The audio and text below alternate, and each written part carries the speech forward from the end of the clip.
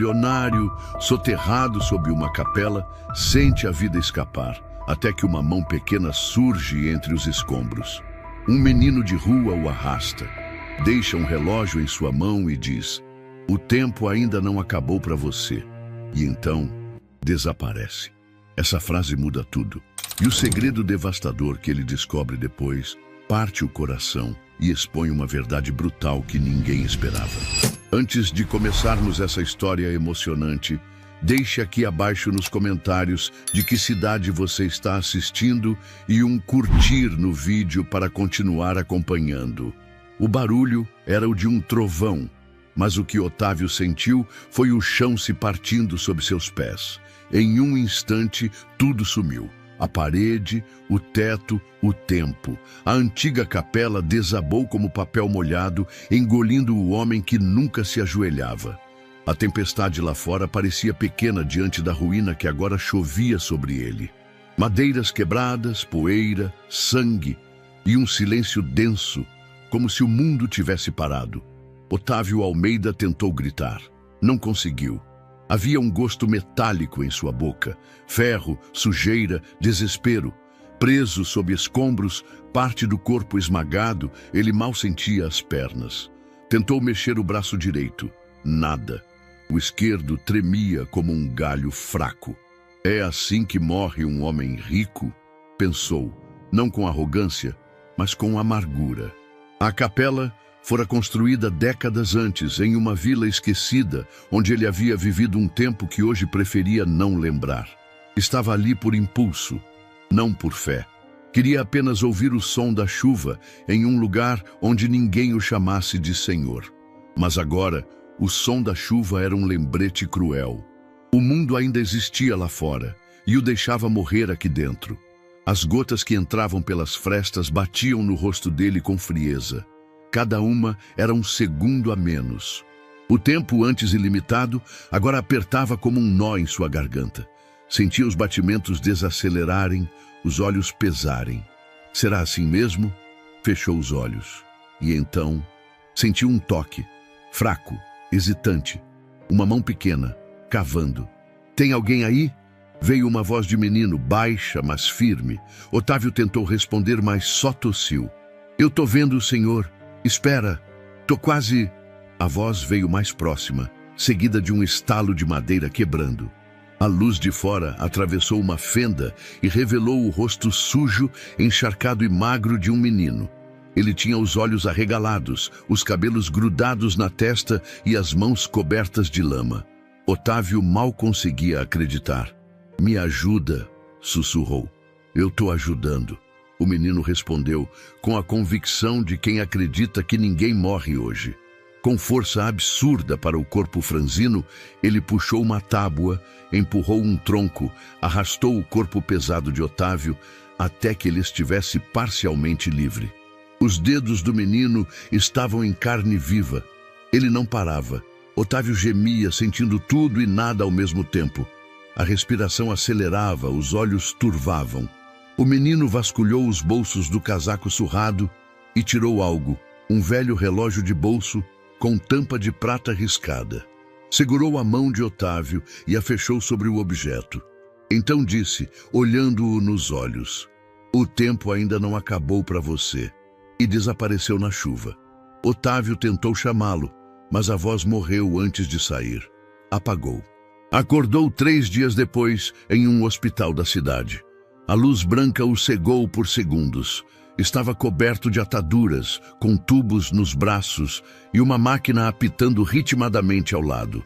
Respirava com dificuldade, mas estava vivo. Nos dias que se seguiram, o quarto virou prisão. Foi submetido a exames, drenagens, fisioterapia precoce. 3 vértebras trincadas, costelas fraturadas, hematomas profundos. Caminhar no início era uma tortura, mas ele quis e insistiu. Ficou 2 semanas internado, outras 2 recluso em casa, reaprendendo a respirar sem dor e a firmar os pés no chão. Sobre a mesa, ao lado da cama, estava o relógio, o mesmo. A enfermeira que entrou disse que ele foi encontrado ali, agarrado ao objeto. Disseram que os bombeiros o acharam desacordado, sozinho, em meio aos escombros. Nenhum garoto, nenhum sinal de outra presença. Impossível, ele disse. Ele me tirou de lá. Quem? O menino. Ele me puxou. Me deu isso. A enfermeira sorriu com pena. Disse que talvez fosse delírio da dor ou trauma, mas Otávio sabia. Ele sentiu as mãos pequenas, ouviu a voz. O relógio estava ali. Depois do trauma, a imprensa foi atrás. Milionário quase morre em desabamento. Magnata renasce das ruínas. Um sinal divino? Otávio não deu entrevista. Nenhuma. O que o salvou não foi milagre. Foi um menino que ninguém viu. Nos dias seguintes, Otávio não conseguia dormir. Sonhava com o rosto sujo do garoto, os olhos fundos, a voz calma demais para um corpo tão jovem. Cada vez que via o relógio, lembrava do toque quente da mão infantil. A memória era tão viva que quase doía. Contratou detetives, vasculhou registros, visitou a capela. Ninguém sabia de nenhum menino, nenhum nome, nenhuma testemunha. Aos poucos, percebeu algo inquietante. O garoto que o salvara parecia não existir nos sistemas, nos cadastros, nos relatórios. Era como se tivesse brotado do concreto e voltado para lá. Mas Otávio sabia, e isso o atormentava. Ele devia a vida a alguém que o mundo ignorava. Certa noite, trancado em casa, observando o relógio sobre a mesa, Otávio pensou em algo que não ousava admitir em voz alta. Ele não queria apenas agradecer ao menino. Ele precisava entender por que alguém com tão pouco escolheria salvar alguém com tanto. Esse dilema, absurdo, desconfortável, começava a corroer as certezas de um homem que até então se achava inabalável. O tempo ainda não acabou para você. Otávio se levantou, pegou o relógio, chamou seu motorista. Leve-me até a área central, onde as crianças se escondem. Agora, senhor. Agora, enquanto o carro desaparecia pela avenida chuvosa, o relógio pulsava na palma de sua mão como um pequeno coração mecânico. Ele ainda não sabia, mas aquele era o início de algo que mudaria tudo. Parou em frente a uma praça cinzenta no centro da cidade, onde crianças corriam entre lixeiras e pombos disputavam restos de comida com gatos magros. Era o tipo de lugar que, durante anos, ele passara de vidros fechados. Agora, descia. Fazia pouco mais de um mês desde o desabamento. Otávio ainda andava com cautela, o corpo reclamando da recuperação, mas estava inteiro. Caminhar entre as sombras da cidade exigia mais do que equilíbrio, exigia vontade. E isso ele agora tinha de sobra. Um grupo de meninos olhou desconfiado. Quando Otávio se aproximou, eles dispersaram como folhas ao vento, exceto um. O menor deles, com o rosto sujo e os olhos de adulto, ficou parado, encarando-o. Você viu um menino, mais ou menos da sua idade, magrinho, pele escura, cabelo liso? Tem muitos, o menino respondeu. Otávio puxou o relógio do bolso. Ele me deu isso. Me salvou num desabamento. O garoto olhou o objeto curioso, mas não reconheceu. Bi, se ele é como a gente, deve estar se escondendo. Ninguém quer ser levado para o abrigo. Disse com a naturalidade de quem já viveu isso 1000 vezes. Otávio agradeceu e entregou uma nota de 50. Compra comida. Compra não. Roubam. Respondeu antes de desaparecer na mesma pressa dos outros. Nos dias seguintes, Otávio cruzou becos, entrou em refeitórios comunitários, ONGs e centros de acolhimento voluntário. Falou com assistentes sociais, padres, cozinheiras de sopões, moradores de rua. Mostrou o desenho do relógio, descreveu o menino. Ouvia sempre o mesmo. Pode ser um dos muitos. Esses meninos somem fácil. Se ele não quer ser achado, não vai ser. Um educador, chamado Geraldo, ofereceu café e escutou a história inteira. Acha que ele fugiu? Otávio perguntou. Talvez. Mas para onde? Um menino pequeno não desaparece sem ajuda. Ou sem trauma, disse o homem, com olhos que já tinham visto o que Otávio nunca imaginara. Geraldo o levou até uma parede pichada nos fundos do centro social. Havia uma marca feita com carvão, 2 riscos paralelos com um traço cortando no meio, como um H tremido. Alguns garotos deixam isso, marca de ponto de encontro, um tipo de senha entre eles. Otávio tirou uma foto. Onde mais posso encontrar isso? Em lugares que ninguém quer entrar. Otávio voltou para casa sujo, exausto e inquieto. Sentou na sala escura. Colocou o relógio sobre a mesa. Observou o tic-tac. Pensou em quando, pela primeira vez em anos, sentiu medo, não da morte, mas de nunca mais ver aquele garoto. A cada dia, a obsessão crescia. Não era só dívida. Era a certeza de que havia algo ali. Algo que escapava à lógica de seus contratos, de suas planilhas, de sua vida cronometrada. Ele ligou para a secretária. Encontre tudo o que puder sobre abrigos que funcionam com pouca fiscalização. Quero relatórios, denúncias antigas, qualquer coisa. Ela hesitou. Está tudo bem, senhor Otávio? Não, mas vai ficar. Num fim de tarde, estacionou perto de um centro de apoio improvisado sob um viaduto. Distribuíam sopa em copos de plástico e cobertores puídos. Enquanto observava, uma menina de tranças coberta com um cobertor azul olhou para ele com atenção. Se aproximou devagar. Você é o homem que morreu e voltou? Otávio franziu o senho. Morri? O Mateus falou. Disse que salvou um homem grande que parecia morto. Que o homem ia mudar tudo, mas que não podia contar para ninguém. Otávio engoliu em seco. Você conhecia ele? Conheço.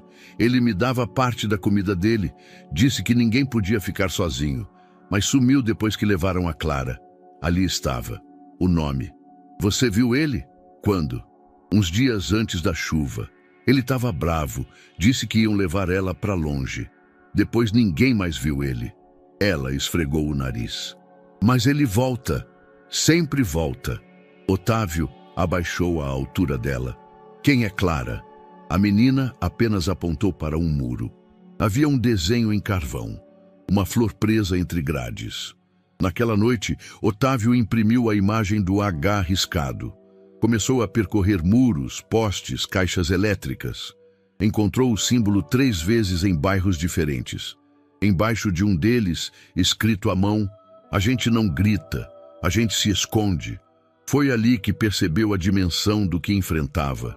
Mateus não era só um menino, era um fantasma entre centenas, um dos muitos que o sistema fingia não ver. Mas ele o viu, o salvou e depois se apagou. Otávio não conseguiria dormir até encontrá-lo, mesmo que tivesse que cruzar cada rua escura da cidade.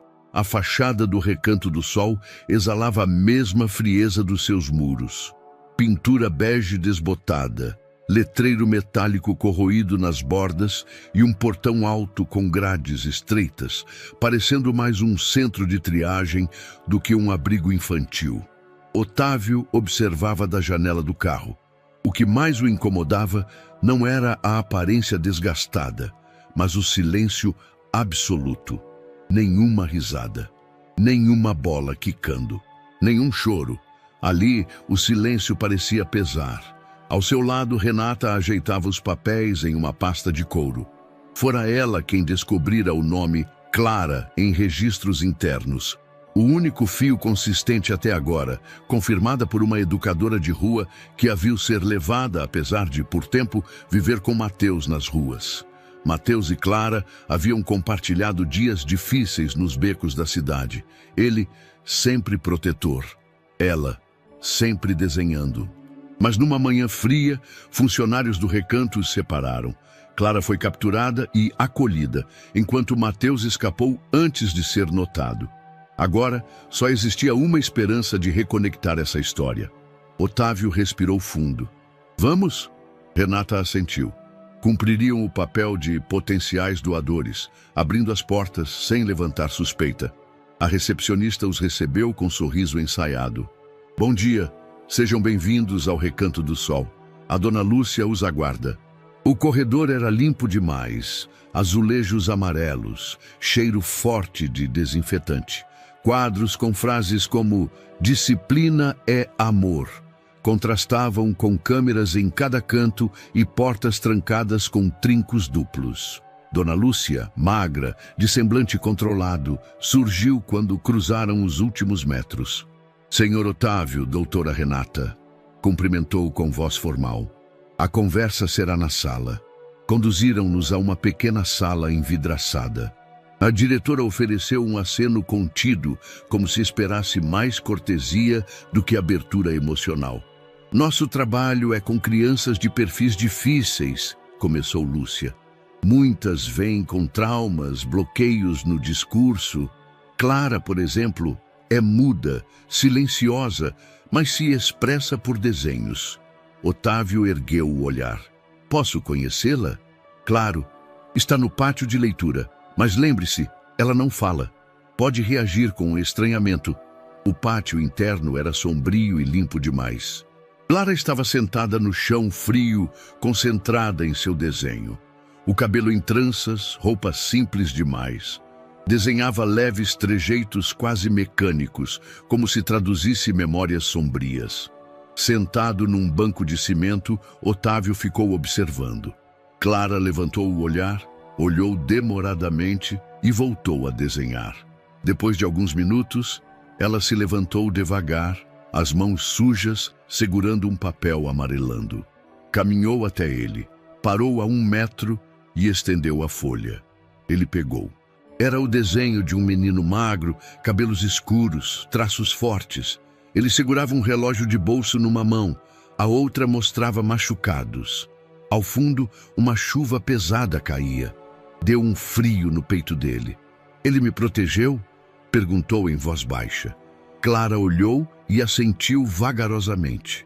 A expressão calma, mesmo num ambiente de vigilância. Dona Lúcia observava, revirando documentos.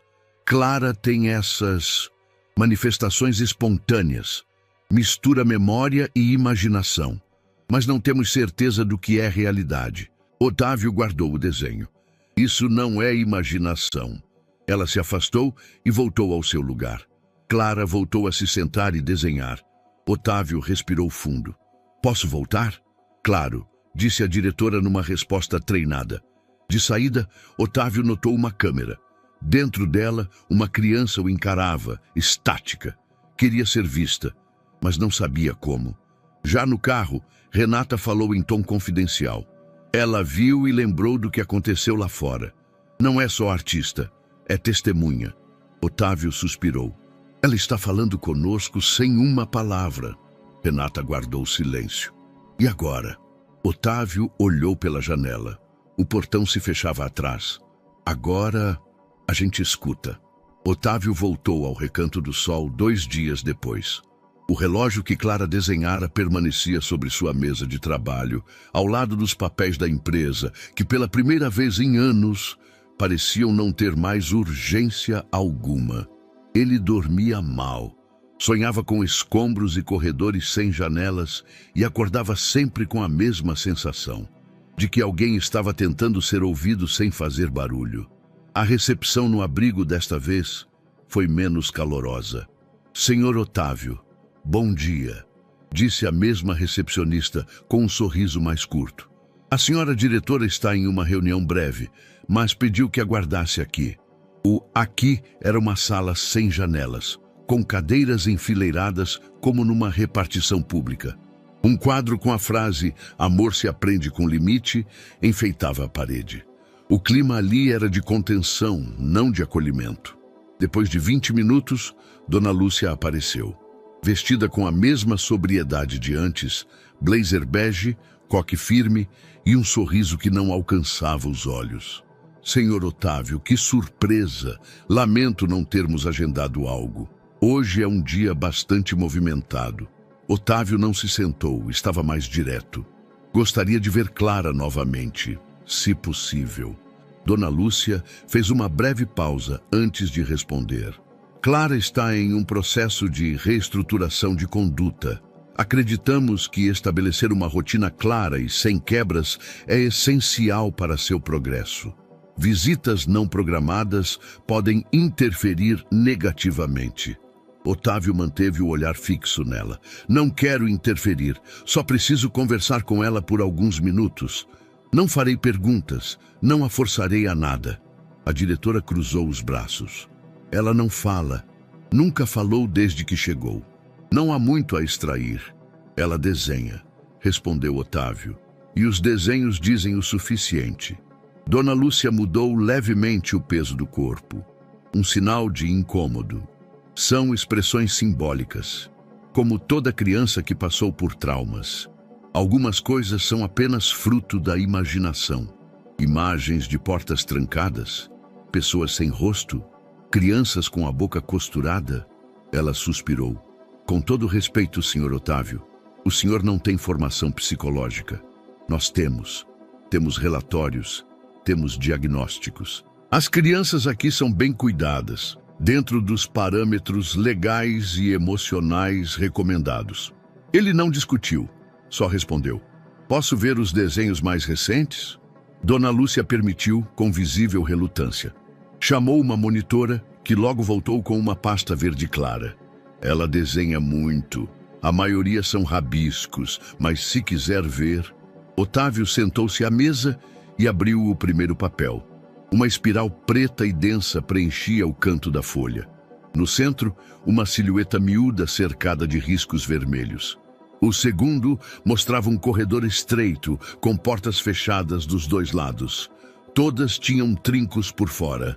O terceiro, um rosto sem olhos, sem nariz, sem boca. Apenas um contorno vazio. Otávio sentia um nó se formar no estômago. Cada imagem parecia mais crua, mais sufocante.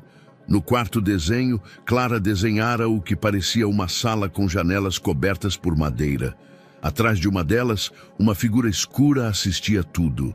No canto inferior direito, uma criança se escondia atrás de uma cama. Ela desenhou isso quando?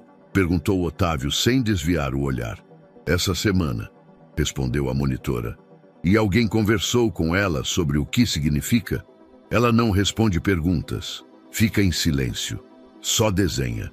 E ninguém acha que isso pode ser um pedido de ajuda?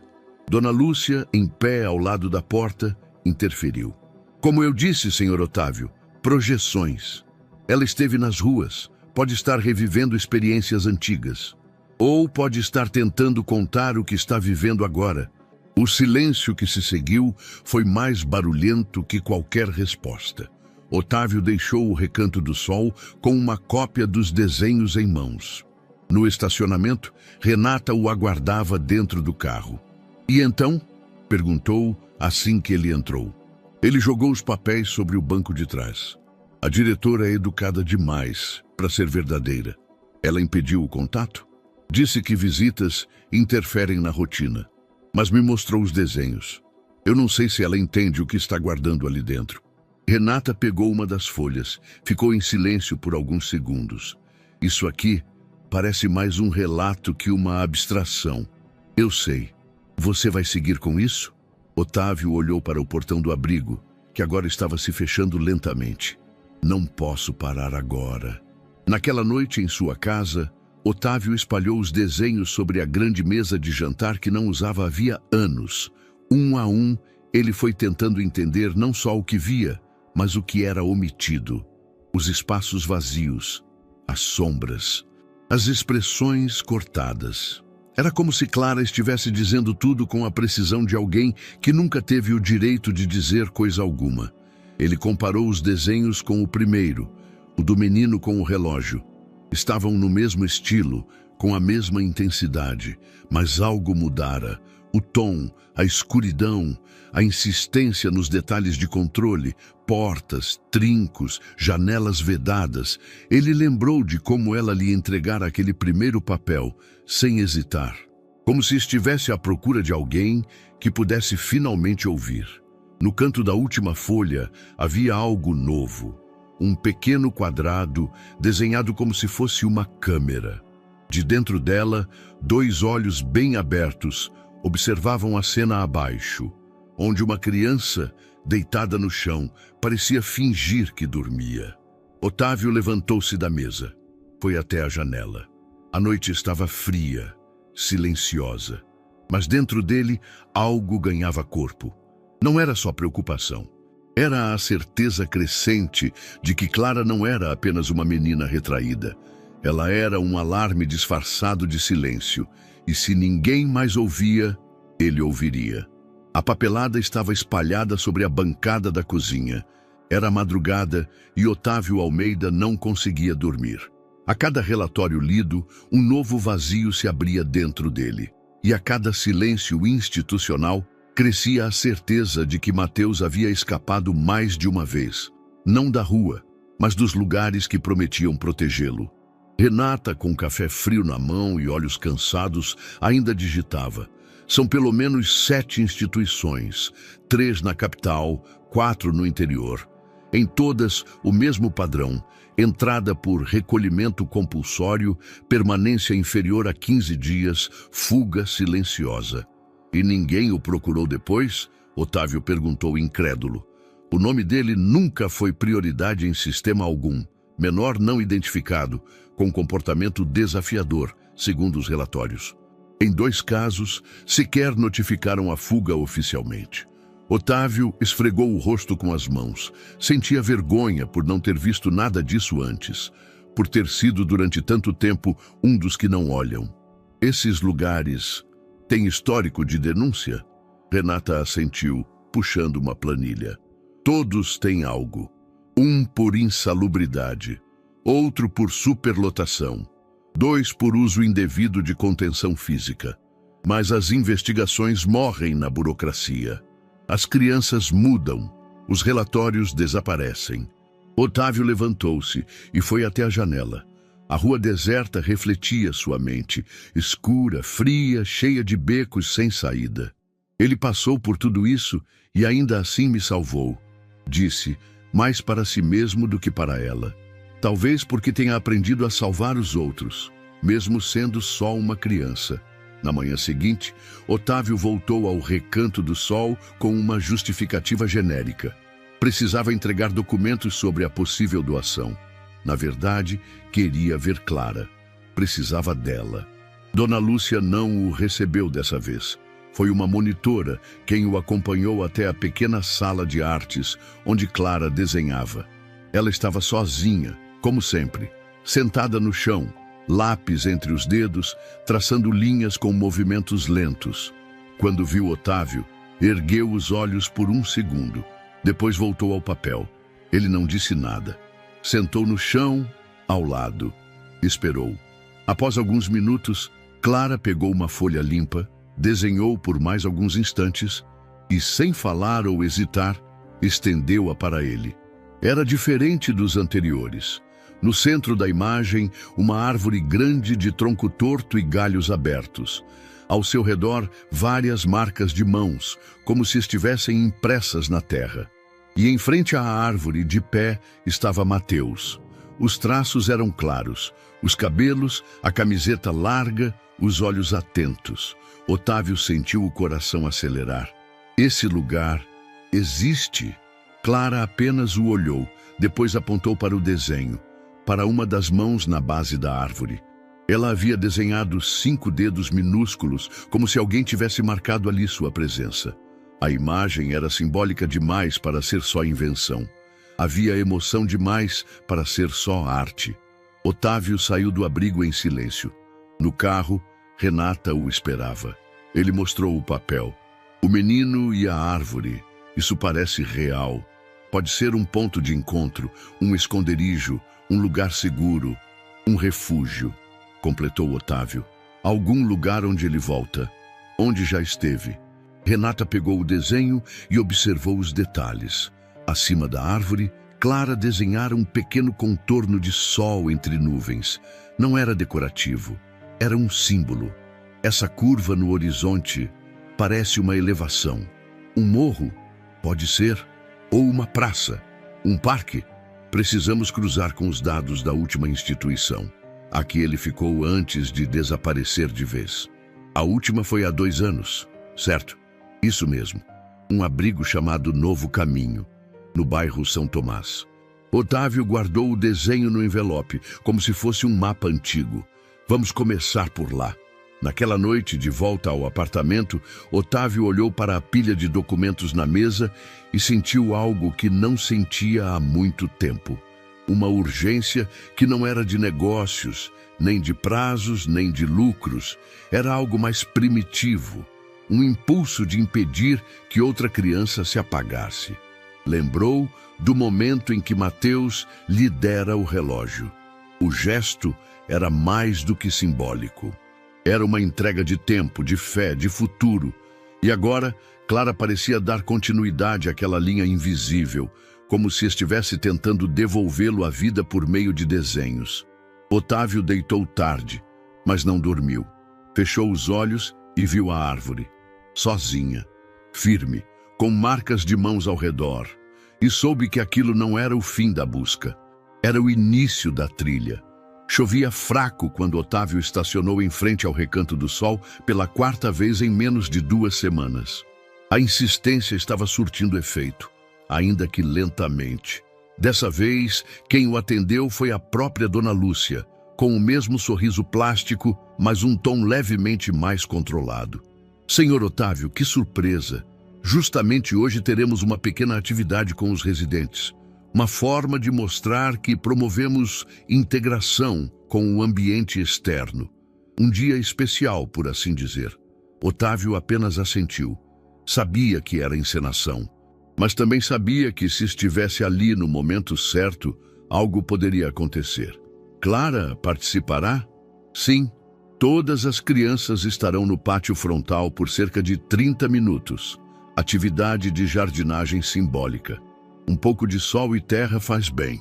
Ela não perguntou se ele queria assistir, apenas supôs, e isso serviu.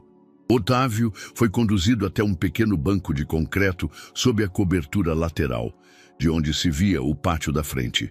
Um espaço murado, com uma faixa estreita de terra seca, ladeada por floreiras de plástico desbotadas. Crianças começaram a sair em duplas, todas uniformizadas. Monitoras observavam cada movimento. Nenhuma conversa, apenas passos curtos e olhares no chão. Clara foi a última a sair. Vestia a mesma roupa simples de sempre, mas agora calçava sandálias azuis. Trazia nas mãos uma pequena pá e uma muda de planta envolta em pano úmido.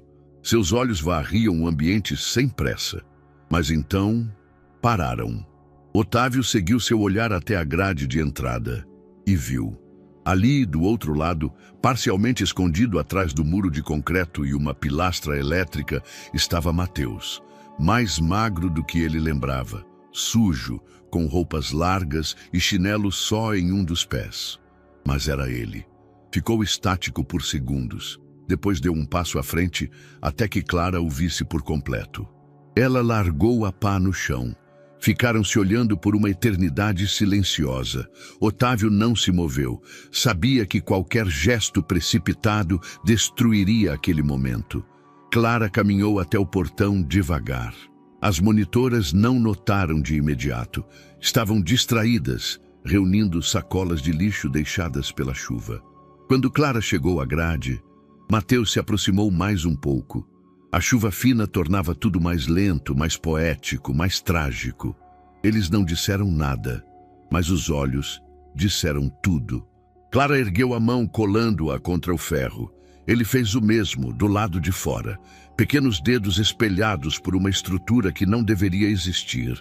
Mateus enfiou a mão no bolso do moletom largo e tirou um pedaço de papel dobrado. Enfiou-o por entre as grades, segurando firme. Clara pegou. Foi nesse momento que uma monitora finalmente percebeu a cena. "Clara, volte aqui, agora!" gritou correndo. Mateus recuou imediatamente, mas Clara não se moveu. "A Clara! Já!" A monitora avançou com autoridade. Quando chegou ao portão, Mateus já tinha sumido do campo de visão. Clara não reagiu. Segurava o papel como quem segura uma lembrança que não pode ser repetida. A monitora tentou tomar o desenho, mas Otávio se levantou, cruzou o pátio e interceptou com firmeza, sem agressividade. "Não toque! Ela está sob minha atenção!" A monitora hesitou. Dona Lúcia surgiu logo em seguida, visivelmente desconfortável com a cena. Houve algum mal-entendido? Perguntou, tentando manter a calma. Otávio olhou Clara, depois para o portão. Mateus já não estava mais lá. Nenhum. Só acho que vocês deviam prestar mais atenção no que as crianças tentam dizer sem palavras. Clara entregou o papel para ele sem que ninguém pedisse. Otávio o abriu ali mesmo. Era um desenho. Um homem de terno com o rosto rachado ao meio por um raio. De um lado do rosto, lágrimas. Do outro, um muro. E ao fundo, a mesma árvore do outro desenho, mas agora seca, sem folhas, com raízes expostas. Dona Lúcia tentou se aproximar. Posso ver? Otávio fechou o papel. Não. Clara abaixou os olhos. A monitora a puxou pelo braço com suavidade forçada.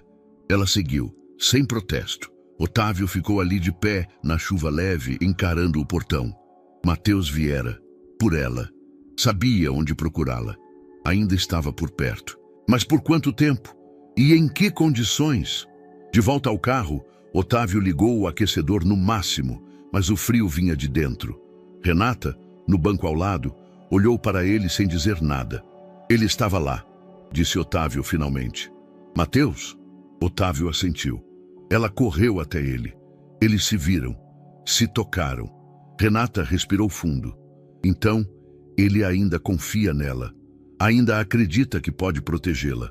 Otávio olhou o desenho de novo. A rachadura no rosto do homem. A árvore morta. As raízes. Não sou eu nesse papel. Sou o que ele acha que vou me tornar. E o que vai fazer agora? Otávio respondeu, sem hesitar. Encontrá-lo, antes que ele desapareça de novo. O portão do Recanto do Sol fechou com um estalo metálico, abafando o som da chuva fina que persistia no fim da tarde. Otávio continuava parado sob a cobertura lateral, com o corpo levemente inclinado em direção à rua, como se ainda pudesse ver Mateus ali, imóvel, colado às grades minutos antes. Mas ele já tinha desaparecido, como uma sombra entre as vielas, um sopro num beco invisível. Otávio mal se deu conta de que havia avançado até o portão. Passou a mão pelas grades ainda úmidas, como se isso fosse trazê-lo de volta. Seu olhar vasculhava os cantos, os telhados baixos, os vãos escuros entre os prédios, todos os esconderijos onde um menino poderia se dissolver. Renata apareceu ao seu lado, com o guarda-chuva meio fechado. Ele foi embora? Otávio não respondeu, só assentiu com o queixo, ainda mirando o nada. Tentei correr atrás dele, mas é como tentar segurar fumaça. Um segundo ele estava ali e no outro sumiu. Renata segurou o braço dele gentil. Ele te viu. Otávio virou-se devagar. Seu rosto carregava uma confusão entre culpa e clareza. E mesmo assim foi embora, porque ele ainda não sabe se pode confiar. A rua ensinou isso a ele. Otávio olhou para dentro do abrigo, pelas janelas entreabertas. Viu Clara sendo conduzida por uma monitora para dentro de uma sala. Ela ainda segurava algo nas mãos. Pouco tempo depois, a monitora retornou com um envelope plastificado. Entregou a Renata com um aceno protocolar. A menina pediu que fosse entregue a vocês. Disse que é importante. Renata abriu ali mesmo com cuidado. Dentro havia um novo desenho. Otávio se aproximou como se temesse olhar de uma vez. Quando finalmente viu, sua respiração travou. Era a figura de um homem de terno, como sempre, mas seu rosto estava partido por uma rachadura profunda que o cortava ao meio, como se tivesse sido atingido por um raio. De um lado, o rosto escorria lágrimas. Do outro, era uma parede, lisa, fria, imóvel. No centro da rachadura, olhos. Clara não desenhara Mateus dessa vez. Ela desenhara Otávio. Ou, mais precisamente, como Mateus o via. Otávio passou o dedo sobre o papel com reverência. O traço era simples, mas havia ali uma precisão emocional devastadora. Ele me viu, não como empresário, não como alguém a quem se deve gratidão. Ele me viu quebrado. Renata assentiu, porque ele também está, e reconhece isso. A rachadura do desenho é uma ponte. Otávio se sentou no banco de concreto molhado. Já não ligava para o frio, nem para a umidade que subia pelas costas. Segurava o papel com as duas mãos, como quem segura um espelho. Nunca imaginei que alguém pudesse me enxergar com tanta clareza. Nem mesmo eu conseguia mais. Renata sentou ao lado. Mateus devolveu isso a você, assim como Clara devolveu tempo com aquele primeiro desenho. E eu? O que posso devolver a eles?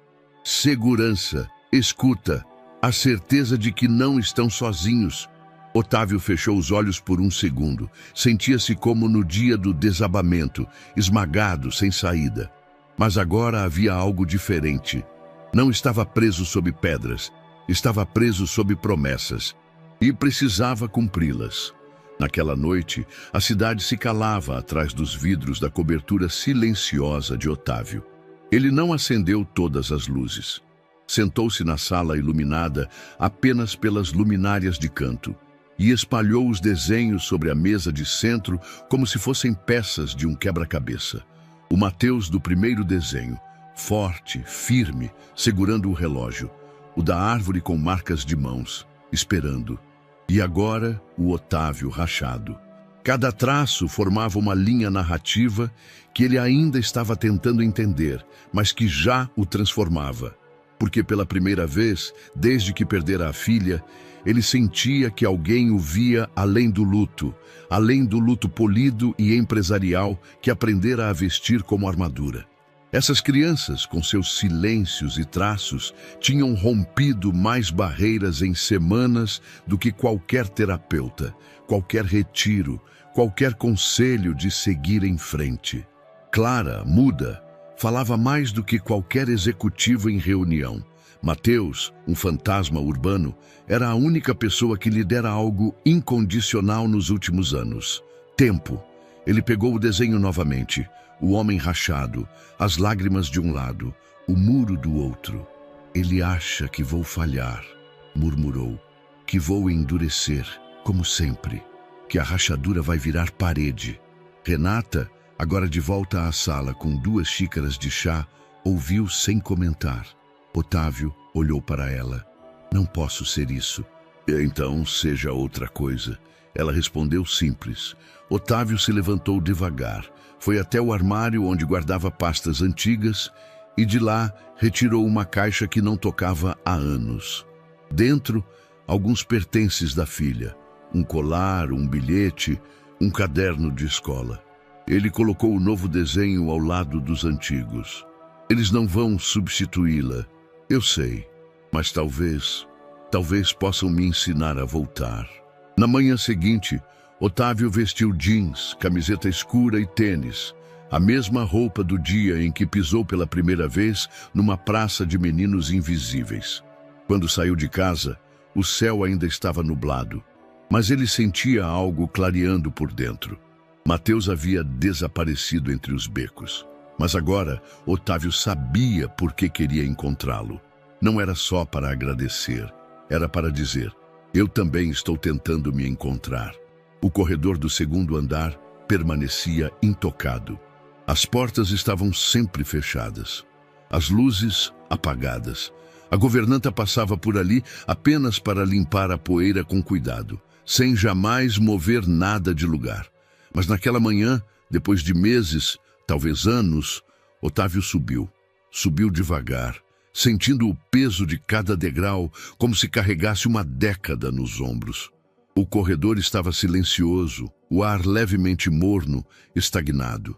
Quando parou diante da 3ª porta à esquerda, hesitou. A maçaneta parecia gelada. Era o quarto de Laura. Não entrou de imediato, apenas encostou a testa na madeira e fechou os olhos. Lembrou-se de quando a construiu antes mesmo de ela nascer. A tinta lavanda escolhida com cuidado, os adesivos fluorescentes no teto, a escrivaninha branca que ele mesmo montou mal, rindo do manual em japonês. Girou a maçaneta, a porta cedeu com um rangido leve. A luz da manhã desenhou uma linha reta no chão de madeira clara. Tudo estava como ela deixara. A cama com o edredom de estrelas, os bichos de pelúcia alinhados na estante, o violão encostado no canto. O mesmo que ela insistia em aprender, mesmo sem ter coordenação para as pestanas. Havia fotos coladas no mural. Ela com a mãe, com o cachorro, com ele, em versões antigas de si mesmo, sorrindo sem esforço. Otávio entrou devagar, como quem pisa num templo, sentou na beira da cama. O colchão cedeu com o mesmo som de sempre. Na escrivaninha ainda havia um caderno espiral com capa de glitter. Abriu na primeira página. Coisas que quero fazer antes dos 15. Lista simples, infantil, quase boba, mas devastadora.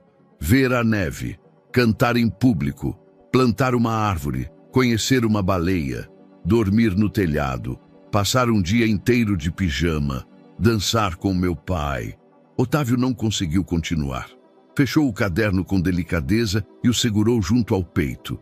Ali, naquele espaço suspenso no tempo, todas as decisões que tomara depois da morte dela faziam sentido, inclusive as erradas. O afastamento, o excesso de trabalho, a frieza, a negação. Ele não havia sobrevivido à perda. Havia apenas se escondido, até agora.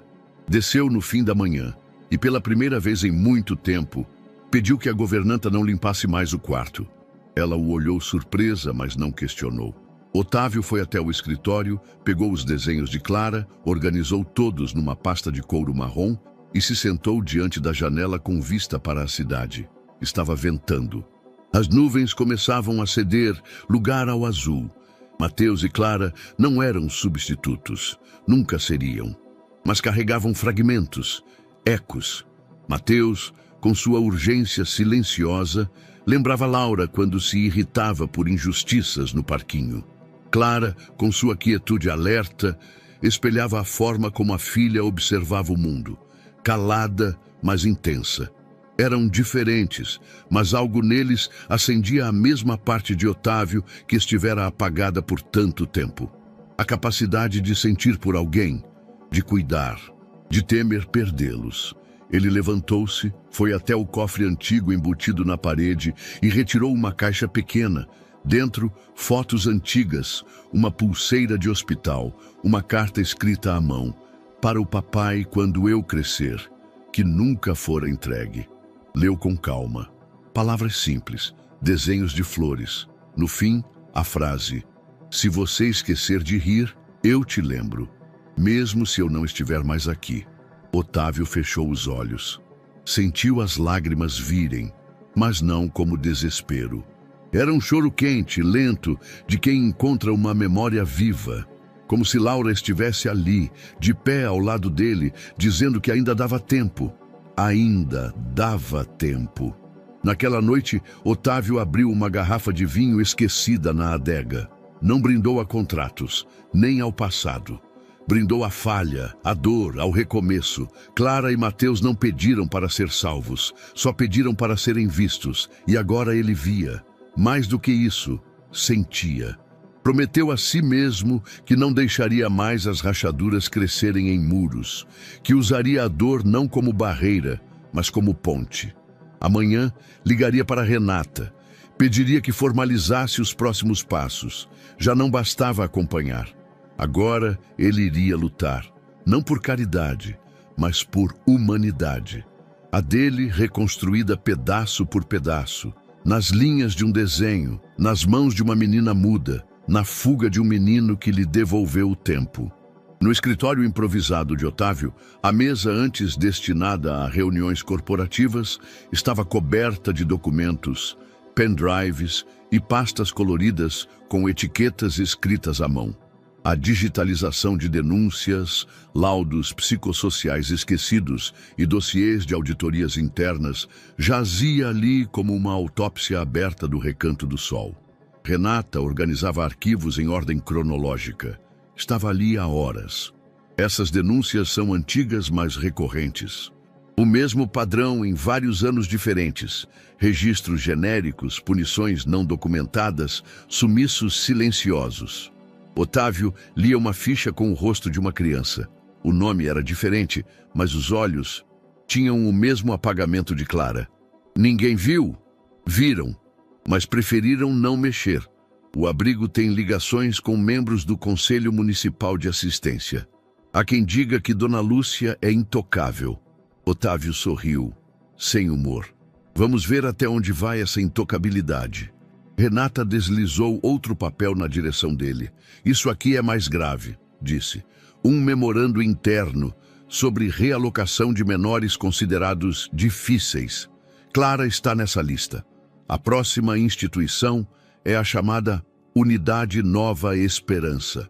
Fica a 120 quilômetros daqui. Otávio franziu o senho. O que é isso? Um abrigo corretivo, não uma casa de acolhimento. Prática quase militar. Lá, o silêncio dela será tratado como insubordinação. Ela não vai resistir.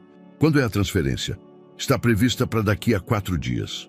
Otávio ficou em silêncio por um momento. Então se levantou, foi até a estante onde mantinha alguns livros antigos e puxou um volume sobre direito da criança e do adolescente. Não temos 4 dias.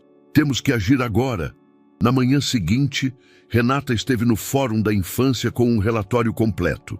Enquanto isso, Otávio contatava jornalistas de confiança, ativistas da área da infância e até um ex-juiz que conhecera anos antes.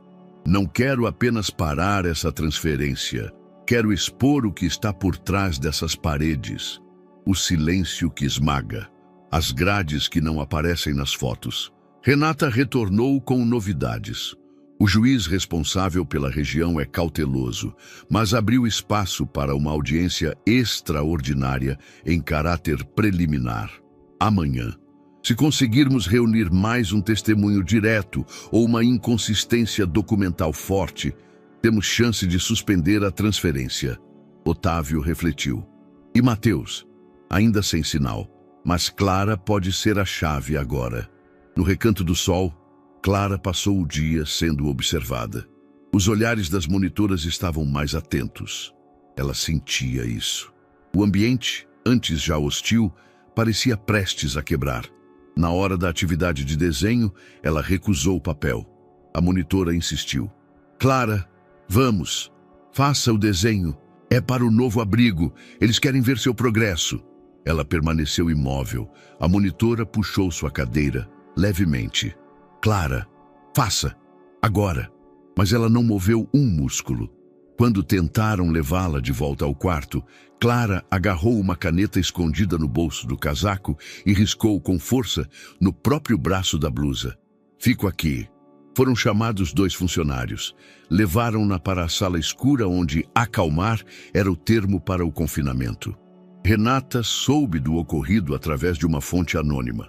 Um estagiário que havia visto a movimentação e reconhecido Clara de uma visita anterior. Otávio ouviu em silêncio. Depois, levantou-se. Chega. Ele ligou para seu motorista particular. Pediu que preparasse o carro para o dia seguinte. Depois, pegou a pasta com todos os documentos e colocou o desenho da árvore de Clara no topo. Vamos até o fim com isso. Vai encará-la pessoalmente? Renata perguntou. Dona Lúcia não vai assinar outro papel em silêncio. E Clara não vai sair de lá sem que o mundo saiba o porquê. Naquela noite, Otávio caminhou até o quarto da filha. Acendeu apenas o abajur. Sentou-se na cama. Não chorou. Estava em outro lugar agora. Mas sentia, como uma brisa, que Laura aprovaria. Não porque ele estava salvando alguém, mas porque finalmente deixava de fugir. Era isso que aquela rebelião silenciosa significava. Não era só Clara se recusando a ir. Era ele se recusando a continuar sem lutar. O portão do Recanto do Sol se abriu com seu rangido característico, como se até o ferro estranhasse receber visitas fora do cronograma. Otávio entrou primeiro. Os passos firmes, a expressão contida por disciplina, mas o olhar queimava. Renata vinha logo atrás, pastas pressionadas contra o peito, cabelos presos, olhos atentos. Nenhum dos dois esperava gentileza e não pretendiam oferecê-la. No saguão, uma monitora hesitou ao vê-los. Reconheceu Otávio, mas tentou manter o protocolo. Estão agendados? Otávio não respondeu de imediato, apenas ergueu o mandado judicial lacrado. Direção, agora! A mulher piscou, desconcertada. Saiu apressada por um corredor. Segundos depois, Dona Lúcia surgiu. Elegante, engomada como sempre. O batom discreto, o sorriso treinado. Senhor Otávio, doutora Renata, que prazer inesperado. Em que posso ajudar? Otávio manteve o olhar fixo. Não viemos pedir ajuda, viemos impedi-la. Ela arqueou uma sobrancelha. Peço que me acompanhem à sala da administração. O ambiente era decorado com quadros de flores e uma frase motivacional na parede. Aqui plantamos futuro. Havia algo de irônico em cada palavra. Otávio não se sentou. Renata abriu a primeira pasta com cuidado, retirou documentos grampeados, relatórios internos, fotografias escaneadas de desenhos, colocou tudo diante de Dona Lúcia. Isso é um dossiê completo. Compilado por mim, por educadores independentes, assistentes sociais e a Defensoria Pública. Renata respondeu. O conteúdo inclui registros de omissão de cuidado, punições não justificadas, fichas forjadas, transferências com argumentos frágeis e ausência de acompanhamento psicossocial conforme exigido por lei. Completou Otávio, com voz firme. Dona Lúcia manteve o sorriso, mas ele tremia nos cantos. Lamento, mas isso me parece mais uma tentativa de interferência indevida do que um processo legal. Renata estendeu outro papel. Esta é a liminar emitida há menos de 2 horas. A transferência de Clara está oficialmente suspensa até reavaliação judicial. Qualquer tentativa de remoção será interpretada como violação de decisão judicial. Dona Lúcia pegou a folha com 2 dedos, como quem manuseia algo sujo. Leu por cima, com raiva disfarçada de tédio. Entendo que estejam movidos por emoções. A menina é muda. Tem traços de comportamento desafiador. Por mais que desejem o melhor, não são especialistas. Otávio se inclinou levemente até que os olhos de ambos se encontrassem a centímetros. A diferença entre nós, Dona Lúcia, é que a senhora olha relatórios. Pausa. Eu olho crianças. A frase caiu como um raio, rígida, irrefutável. Dona Lúcia apertou os lábios. O silêncio que se seguiu foi denso, carregado de tudo o que ela queria dizer, mas sabia que não podia. Renata recolheu os papéis. A senhora será notificada formalmente nos próximos dias sobre a investigação ampla. O Ministério Público já foi informado. A Comissão de Direitos da Criança e do Adolescente também. Isso é um ultraje, Lúcia sibilou. O ultraje, disse Otávio com calma cirúrgica, é forçar uma menina a se calar. É trancar portas que não deveriam existir. É esconder sofrimento atrás de palavras como correção, disciplina, adaptação. Renata se levantou. O recado estava dado. Dona Lúcia permaneceu sentada, mas os dedos batiam nervosos na borda da mesa. Esta casa será investigada, e Clara permanecerá sob observação, onde puder ser ouvida, finalizou Otávio. Eles saíram sem esperar resposta. Do lado de fora, o sol tímido atravessava as nuvens. As árvores do pátio balançavam com o vento fino. Lá em cima, na janela do 2º andar, Clara observava, os olhos fixos em Otávio, que não olhou para cima, mas sabia que ela estava ali. Ela não sorriu, mas piscou devagar, como quem entende mais do que diz. Renata e Otávio caminhavam de volta ao carro quando ele sentiu algo. Virou-se para a lateral da rua. Ali, entre os galhos retorcidos de um arbusto mal cuidado, no terreno vazio ao lado do muro do abrigo, alguém observava, olhos escuros, atentos. Um vulto pequeno, magro, com os braços cruzados. Mateus. Otávio parou. Por um instante, Mateus pareceu dar um passo, mas recuou logo em seguida. Ainda havia medo, ainda havia dúvida, mas ele estava ali, vira tudo. Otávio não se moveu. Só ergueu levemente a mão, sem palavras. Mateus não respondeu, mas também não foi embora. Naquela noite, Renata atendeu uma ligação de um repórter que cobrira a audiência. Estamos com a cópia da liminar. A história da menina muda chamou atenção. Podemos publicar? Ela olhou para Otávio. Vai expor vocês, que exponha, mas principalmente que ilumine. Horas depois, os portais locais já destacavam a manchete. Abrigo é alvo de denúncia por silenciar crianças vulneráveis. Transferência de menina muda é suspensa. Nos comentários, histórias semelhantes surgiam. Nos bastidores, o sistema começava a se mexer. Mas naquela noite, Otávio não celebrou. Sentou-se no sofá com os desenhos de Clara no colo. Um deles mostrava 3 figuras sob uma árvore com raízes que saíam do papel. Ainda não estavam juntos, mas as raízes começavam a crescer. O carro deslizou lentamente pelas ruas arborizadas do bairro. Era uma manhã morna, mas Clara trazia os ombros encolhidos, como se o vento ainda soprasse por dentro dela. Sentada no banco de trás, observava tudo em silêncio. Os prédios altos, os portões eletrônicos, as pessoas apressadas nos cafés. Cada janela era uma história em movimento. Mas nenhuma parecia sua. Otávio, no banco da frente, trocou um olhar breve com Renata pelo retrovisor. A advogada sorria com discrição, mas havia algo de tenso em sua expressão, como se todo o trajeto até ali pudesse desmoronar num olhar maldado, num gesto que assustasse. Mas Clara seguia calma, ou ao menos imóvel. Quando o carro finalmente parou diante da casa de Otávio, o portão se abriu com um estalo elétrico e o carro avançou pela entrada de Pedras Claras. Clara arregalou os olhos por um segundo, não de deslumbramento, mas de incerteza. Grandes espaços a faziam se sentir pequena. Chegamos, disse Otávio, abrindo a porta e se voltando para ela. Aqui é sua casa agora, pelo tempo que você quiser. Ela não respondeu, mas pegou sua pequena mochila, velha com o zíper quebrado, e saiu com cautela. A governanta Ana estava à porta. Usava o avental limpo e um sorriso acolhedor. Seja bem-vinda, minha flor. O almoço já está quase pronto. E eu fiz bolo de canela, que disseram que você gosta. Clara apenas a observou, com aquele olhar que pesava intenções mais do que palavras. Pode confiar, sussurrou Otávio.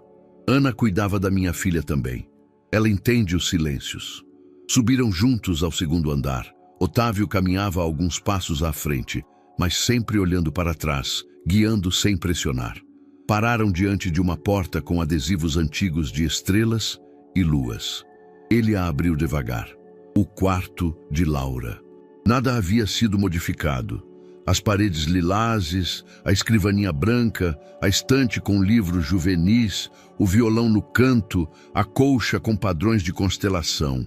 Clara deu um passo hesitante. Olhou para tudo com cuidado, como quem visita um lugar sagrado. Otávio aproximou-se. Era o quarto da minha filha.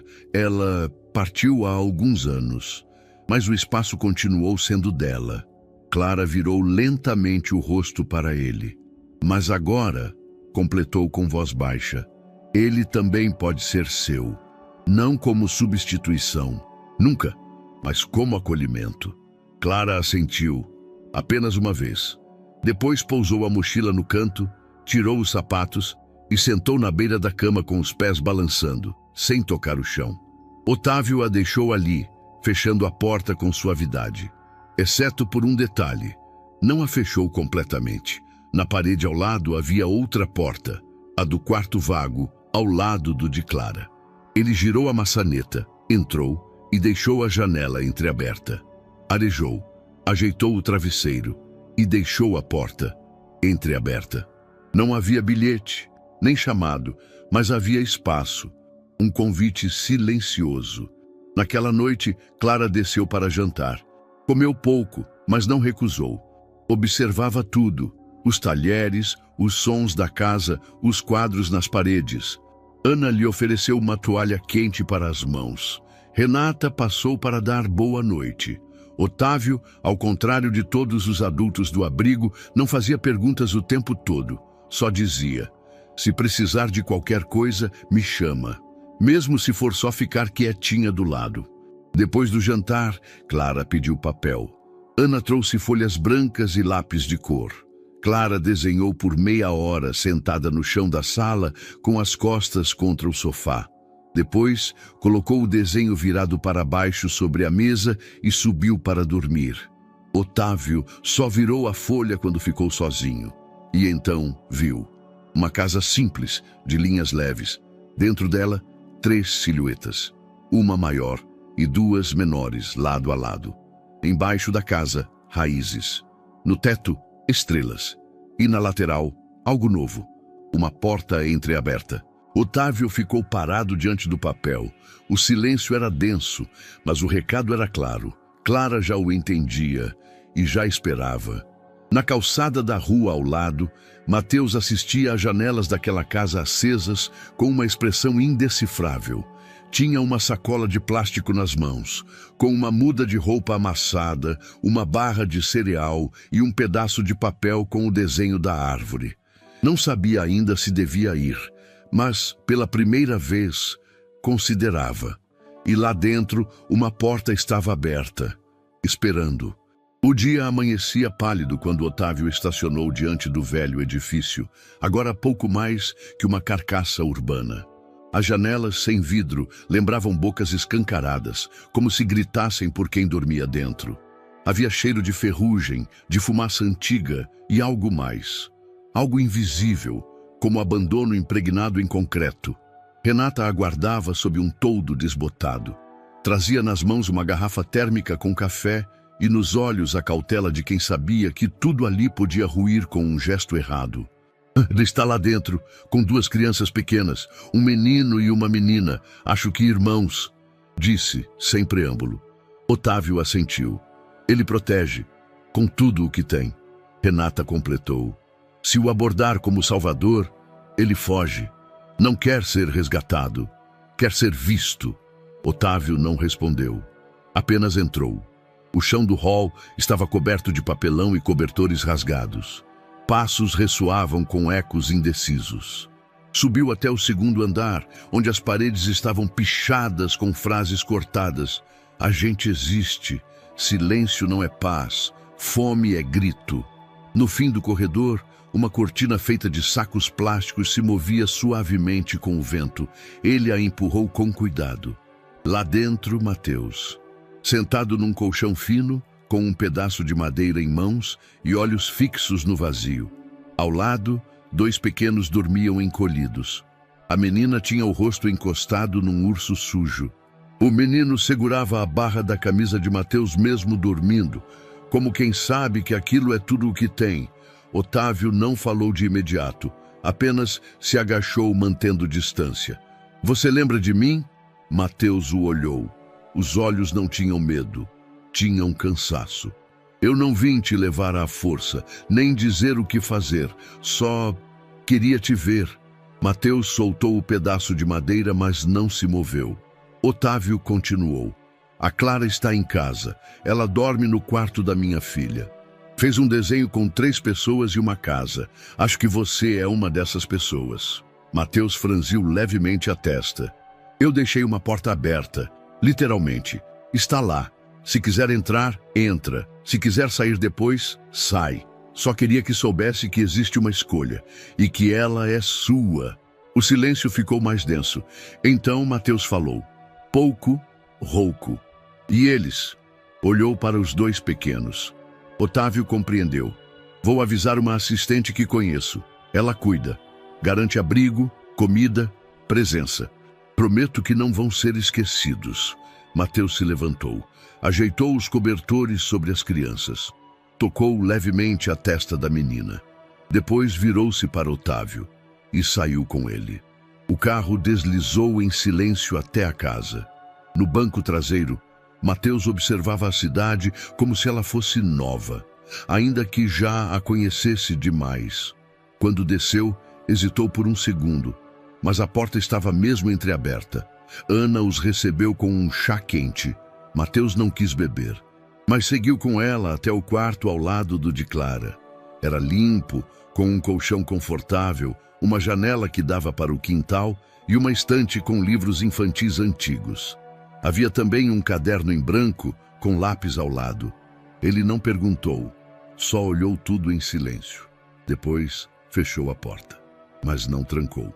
Mais tarde, quando Clara desceu para jantar, encontrou Mateus já sentado. Ele não falava, mas agora comia ao lado de Ana e Otávio, em silêncio educado, ainda que alerta. Clara aproximou-se. Sentou sem palavras. Apenas compartilhou o prato. Foi um jantar sem diálogos, mas repleto de algo mais precioso: convivência.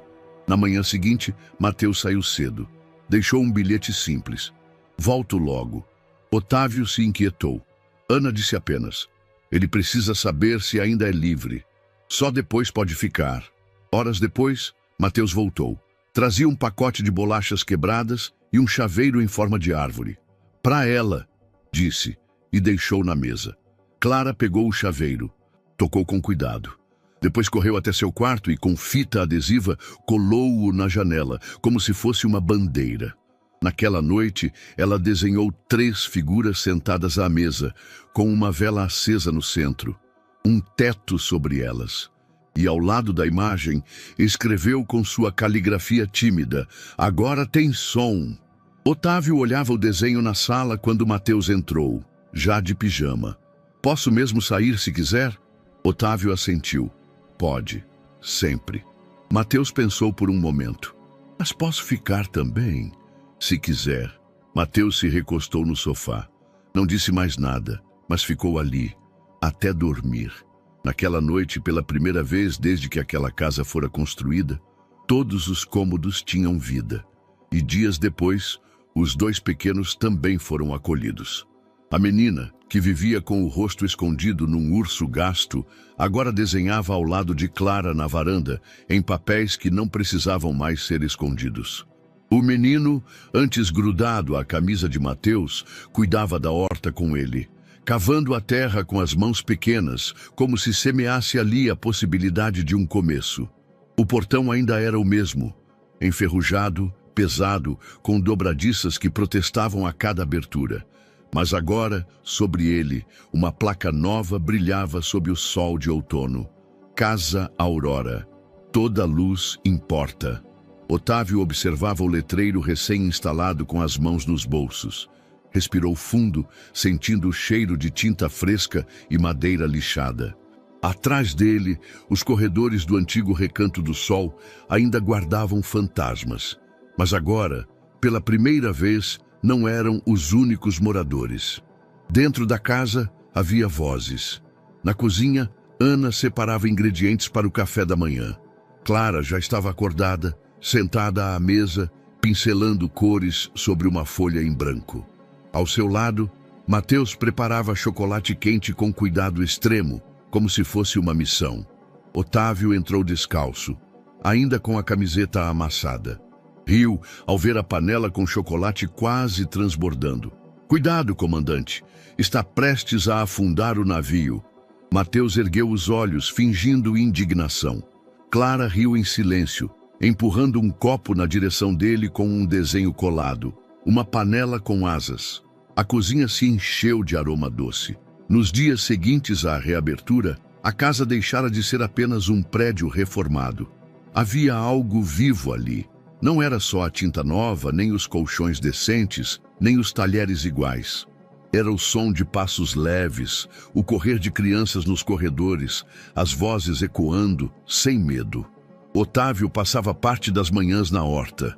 Criaram um pequeno espaço nos fundos do terreno, onde havia antes só entulho.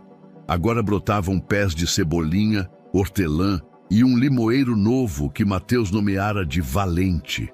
Clara construíra placas com desenhos para cada planta. Uma delas dizia: "Sol por dentro." A sala onde antes se aplicavam punições secas foi transformada em ateliê. Renata trouxe doações, telas, tintas, lápis, giz pastel. Clara ensinava sem dizer uma palavra, apenas com demonstrações, gestos e uma paciência rara. Uma menina chamada Elô, que havia chegado tímida, desenhou pela primeira vez na frente dela uma árvore com 2 mãos no tronco. Clara a abraçou sem cerimônia. Na parede do ateliê, começaram a colar as produções do dia, como um mural vivo daquilo que a casa queria ser, um lugar onde as vozes têm cor. À tarde, Mateus organizava o galpão. Pegava ferramentas, consertava armários, empilhava mantas. Otávio o observava de longe. O garoto gostava do silêncio ativo, da sensação de que fazia parte, sem ser mandado. Um dia entrou na sala com uma caixa de madeira nas mãos. Achei no lixo da escola velha. Serve. Otávio examinou a caixa. Estava trincada, mas tinha estrutura. Serve. Vamos dar um jeito. Passaram a tarde juntos, lixando, pregando, pintando. Clara passou e os observou pela porta entreaberta. Depois, voltou com um pedaço de papel colado na parede, um sol saindo de dentro de uma caixa.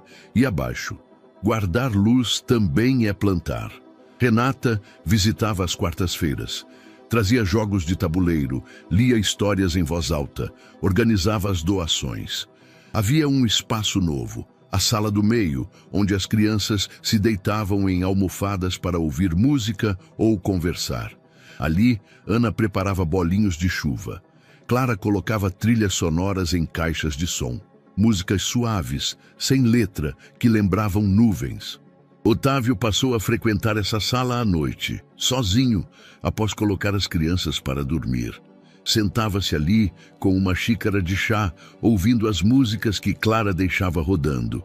Era sua forma de agradecer e de não dizer adeus à filha que partiu. Certa noite, ao subir as escadas, encontrou Mateus no corredor. O garoto segurava um quadro de Laura que ele mesmo tirara do sótão. "Posso colocar aqui?" Era a primeira vez que pedia algo. Otávio assentiu. Mateus pendurou o retrato ao lado do mural de desenhos das crianças. "Ela também faz parte", disse baixo. Otávio tocou o ombro dele com cuidado. "Sempre." No domingo seguinte, fizeram a primeira noite de histórias. Sentaram-se todos no quintal, com lanternas improvisadas e cobertores. Cada criança podia contar ou inventar algo.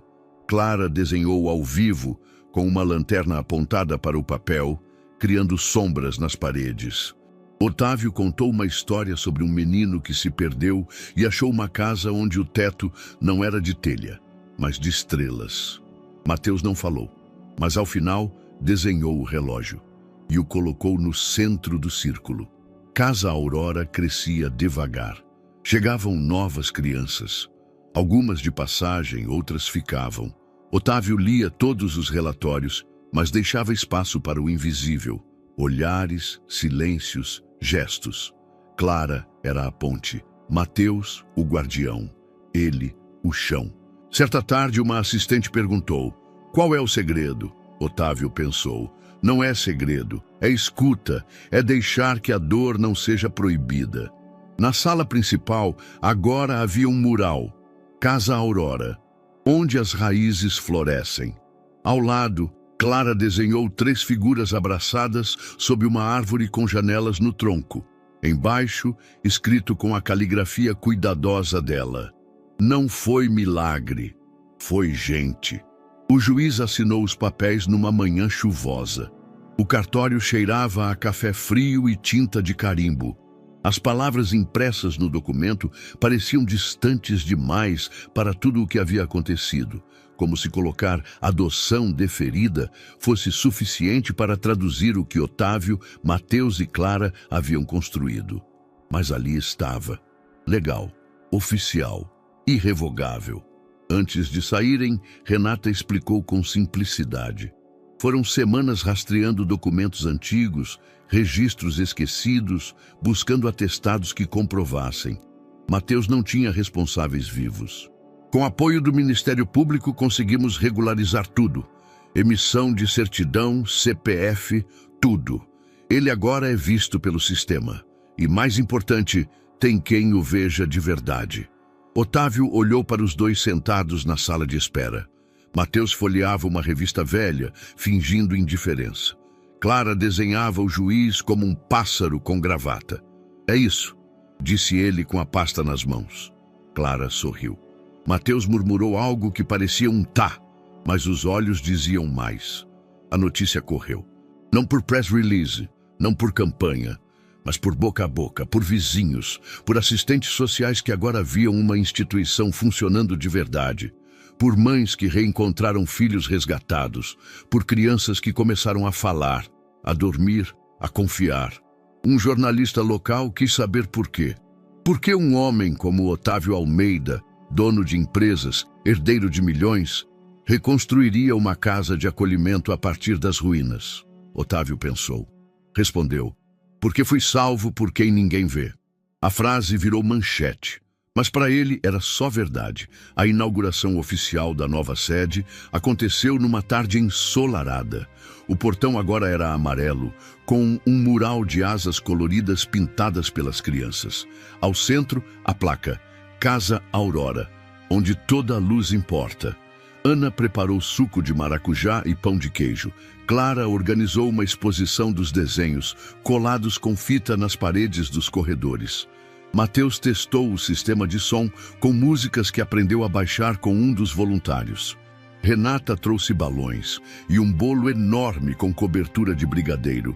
Havia fotógrafos, mas não flashes agressivos. Havia autoridades, mas sem discursos vazios. Apenas uma fala breve de Otávio, diante de uma pequena multidão reunida sob o toldo.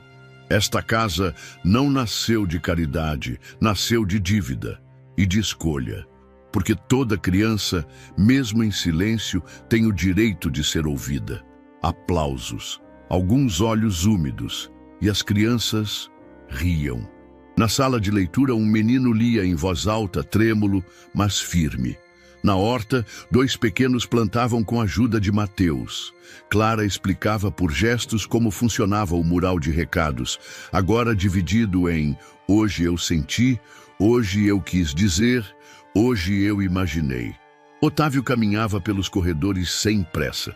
Passava pelas portas abertas, pelos cheiros de tempero, pelas risadas que ecoavam. Era uma casa, não de paredes, mas de encontros. No fim do dia, quando os últimos convidados foram embora, restaram os 3. Sentaram-se no jardim, sob as luzes de fada que Clara e Ana haviam pendurado. Clara segurava uma xícara com chá. Mateus, com os pés descalços na grama, olhava as estrelas. Otávio apenas respirava, ouvindo. Não precisava dizer nada. Clara, com seu caderno no colo, desenhou os 3 sob o céu. Um chão de raízes, um teto de constelações. Ao lado escreveu: guardiões não gritam, eles ficam. Mateus olhou o desenho, depois para ela. É isso, né? Ela assentiu. E Otávio, sem perceber, sorriu como há anos não sorria. O sol já caía quando Ana fincou a placa no jardim recém-cuidado. Era de madeira clara, com letras gravadas a fogo. Ali, entre os pés de manjericão e lavanda, entre o banco de concreto e o balanço novo, lia-se: às vezes quem te salva não grita, apenas te vê. Otávio observava de longe, as mãos nos bolsos e os olhos carregados de um silêncio bom. O vento balançava leve os galhos do limoeiro, plantado por Mateus, agora com 3 frutas amarelas. Clara caminhou até a placa. Carregava um envelope. Sentou-se diante dela com cuidado, dobrando as pernas como fazia sempre que queria dizer algo sem falar. Do envelope, tirou um papel mais grosso, recortado em formato de casa. O desenho era preciso e livre. Uma casa com asas e raízes. As janelas abertas, o telhado coberto de folhas e um pequeno caminho feito de passos descalços. Colocou o desenho sob a placa. Não prendeu. Apenas o pousou, como se confiasse que ele não voaria. Mateus se aproximou em silêncio. Observou a cena por alguns segundos. Depois, sentou-se ao lado dela, com os braços apoiados nos joelhos. Olhou o desenho. Sorriu de canto. Tem asa e raiz. Clara assentiu, olhando o horizonte. Então não vai embora, completou ele. Nos dias que se seguiram, a rotina na Casa Aurora fluiu com uma naturalidade surpreendente. Os quartos tinham mais vida, os corredores mais desenhos e o mural de recados mais bilhetes. Um deles dizia: hoje não chorei, mas se tivesse chorado, tudo bem. Otávio participava de tudo. Pintava paredes, Ensinava a fazer arroz soltinho, lia histórias em voz alta para os pequenos. Às vezes, simplesmente escutava, algo que aprendera com Clara. Mateus, agora mais seguro, ganhou a função informal de anfitrião. Recebia doações, ajudava os novos a se adaptar, organizava brincadeiras no pátio. Criou, com Clara, um sistema de cuidados reversos. Cada criança nova cuidava de uma planta. Um menino de 7 anos batizou seu pé de alecrim de Coragem. Numa manhã de céu limpo, Clara chamou Otávio até o ateliê. No centro da sala, um novo desenho, um campo aberto, 3 figuras sentadas sob uma árvore. No alto, um céu pintado à mão com estrelas desenhadas com giz branco. No canto inferior, uma pequena criança caminhando em direção à cena. Ao lado dela, uma seta com a palavra: "Agora você." Otávio passou os dedos sobre o papel, com reverência. Clara o observava, séria e calma.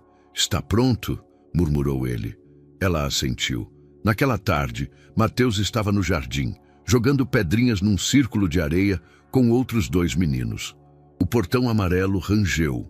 Uma mulher entrou, acompanhando uma criança. Magra, olhos muito escuros, mãos escondidas nos bolsos da blusa cinza. Otávio foi até eles, acolheu a mulher, pegou o nome da criança. Ela partiria depois de alguns minutos.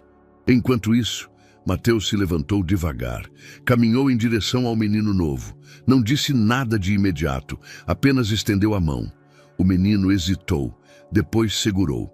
Mateus olhou para ele e, com a voz calma, quase um sussurro, disse: "Agora é a nossa vez de esperar por outros." Otávio viu a cena da janela. Clara também. Não precisavam comentar. Era um rito, um gesto simples que dizia tudo.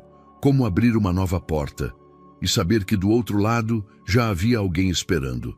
Naquela noite, antes de dormir, Otávio passou pela placa no jardim. O desenho ainda estava lá, mesmo com o vento. Embaixo dele, agora havia uma pedra pequena com um nome rabiscado em giz. Mateus com um H. Ele sorriu. Voltou para casa. Antes de apagar a luz do corredor, olhou os quartos. Clara dormia, os dedos ainda manchados de tinta. Mateus cochilava com um livro aberto no peito. E a casa seguia viva. Não pela luz acesa nos quartos, mas pelos sonhos que agora se permitiam sonhar lá dentro. Então, o que achou dessa história emocionante? Compartilhe com a gente nos comentários. Vamos adorar saber sua opinião. Não esquece de deixar seu curtir para apoiar nosso trabalho e se inscrever no canal. Até a próxima!